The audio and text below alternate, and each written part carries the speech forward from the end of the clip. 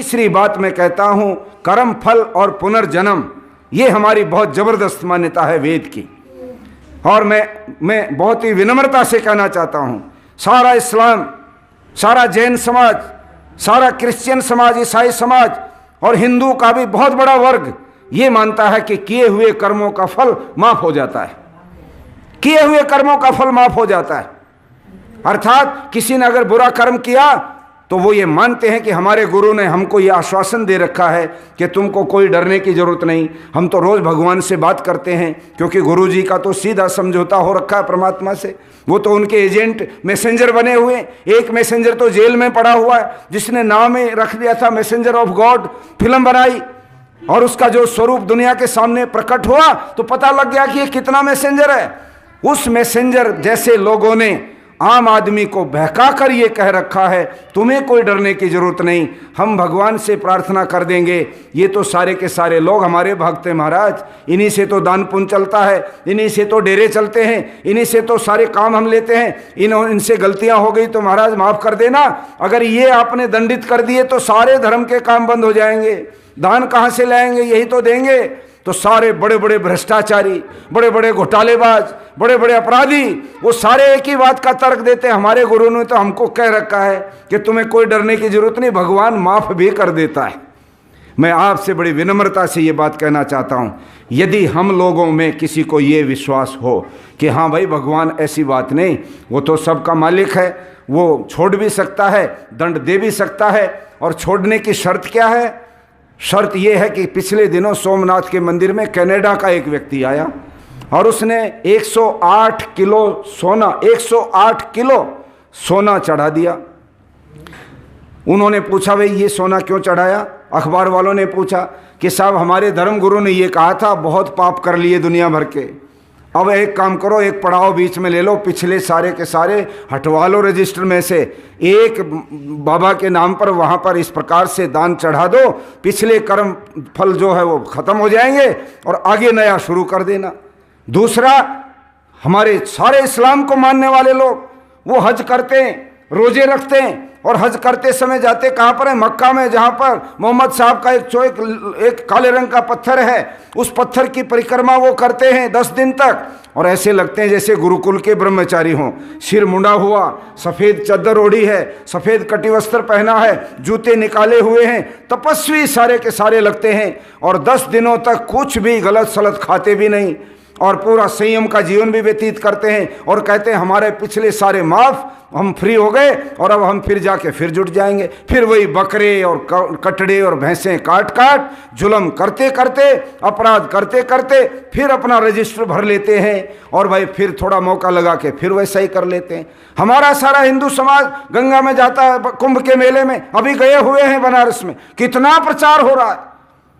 मैं तो ये कहना चाहता हूं कि सरकार के साधनों का जिस प्रकार से पाखंड को बढ़ाने में वो उपयोग किया जा रहा है, ये एक बहुत बड़ी चुनौती की बात है, ये संविधान विरुद्ध है। कैसे आप एक पाखंड को वहां पर महिमा मंडन कर रहे हैं? मैं ये समझता हूं कि भारत जब तक इस अंधकार से नहीं निकलेगा, ये कभी भी भारत आगे बढ़ नहीं सकता। ऋषि दयानंद कोई सामान्य व्यक्ति नहीं थे। ऋषि दयानंद महान एक ऋषि थे जो इस धरती पर 5000 साल के बाद पहली बार जन्म लेकर के पैदा हुए, जिन्होंने आकर के पूरे समाज को देखा और उनके मन में एक सवाल उठा, जिस धर्म के अंदर इस प्रकार की विसंगतियां हों, जिस धर्म के अंदर भगवान को पत्थर के रूप में एक स्कल्पटर से एक उससे बनाने वाले से बनवा कर पूजा जाता हो, जिस धर्म के अंदर छोटी छोटी उम्र में लड़कियों की शादी होकर उनको जीवन भर विधवा बनाकर रखा जाता हो, जहां पर देवदासी के नाम पर लड़कियों को मंदिरों में चढ़ा दिया जाता हो, अनेक तरह की विसंगतियां जिस धर्म के अंदर हो, ये देश बचेगा कैसे? ये धर्म बचेगा कैसे? तब उन्होंने कहा वेद के अनुसार जो मत है, जो विचार है, वही धर्म मानने योग्य है, क्योंकि वेद परमपिता परमात्मा ने संसार को बनाते समय सृष्टि के प्रारंभ में दिए।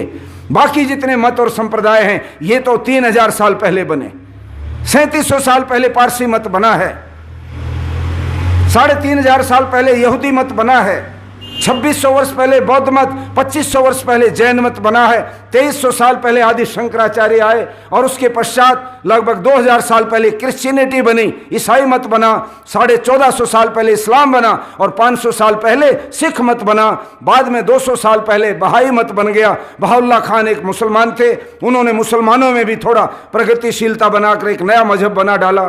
5 सेमेटिक रिलीजन है और 3 भारत में पैदा होने वाले ये मत हैं। ये बाकी सारे के सारे मनुष्यकृत ये मजहब हैं, और इन लोगों ने धर्म के नाम पर कुछ कुछ बातें जो वैदिक मान्यताएं थी वो डाल ली, और बाकी अपनी मनगढ़ंत बातें उसमें डालकर धर्म को विकृत कर डाला। और आज वो विकृत धर्म को मानने वाली जनता अंधविश्वास और पाखंड में इतनी ज़्यादा है कि आप कल्पना नहीं कर सकते। आज जिन लोगों के अपराध इतने जग जाहिर हो गए, जिनका चरित्र इतना ओपन हो गया कि कैसे कैसे ये लोग अपने भक्तों के साथ भी, उसमें आने वाली महिलाओं के साथ भी कैसा दुर्व्यवहार किया करते थे, कैसे 250-250, 300-300 करोड़ रुपया इनके तहखानों में गड्डियां बांध करके रखा रहता था, कैसे विलासिता के साधन इन लोगों ने अपने डेरों में जमा कर रखे थे। इतना होने के बावजूद भी लाखों लोग आज भी जब वो जहां से निकलते हैं तारीख पर आ जाए तो वो भाग भाग करके उनके पैरों के नीचे की जमीन अभी भी माथे पर रगड़ते हैं। जिस समाज में इतना अंधेरा हो उस समाज को बदलने में बहुत बड़ी ताकत लगानी पड़ेगी, और आर्य समाज इस काम को करता आ रहा है। इसलिए कर्म फल और पुनर्जन्म, किए हुए कर्मों का फल बदल नहीं सकता। यदि ईश्वर किसी के चढ़ावे से खुश होकर, यदि ईश्वर किसी के धन के दान से खुश होकर, या किसी गुरु की सिफारिश से खुश होकर या प्रभावित होकर किसी अपराधी और किसी पापी के किए हुए कर्मों को माफ कर दे, तो मैं ये कह सकता हूं कि आज समाज के अंदर रिश्वत दे करके कई चोर उचक्के और गंदे लोग भी बच जाते हैं, अदालत में रिश्वत दे करके बड़े अपराधी भी छूट जाते हैं। तो क्या उन जजों की तरह से परमात्मा भी अपने नियम बदलता है? मैं ये कह सकता हूं, वो ईश्वर वो कोई सांसारिक मनुष्य नहीं है, वो ईश्वर सर्वशक्तिमान है। वो किसी से प्रभावित और किसी से दबाव में आने वाली शक्ति नहीं है। वो कभी किसी की रिश्वत, किसी की प्रार्थना इसलिए नहीं सुनता कि मैं किसी के कर्मों के फलों में परिवर्तन कर दूं, नहीं हो सकता। इसलिए उस ईश्वर के साथ ये जोड़ना कि कर्म फल माफ हो जाएंगे, ये बिल्कुल गलत है, बेबुनियाद है। वैदिक मान्यता इसको नहीं मानती। अवश्यमेव भोक्तव्यम कृतम कर्म शुभाशुभम, अवश्य ही भोगना पड़ता है किया हुआ वो कर्म जो शुभ या अशुभ है। और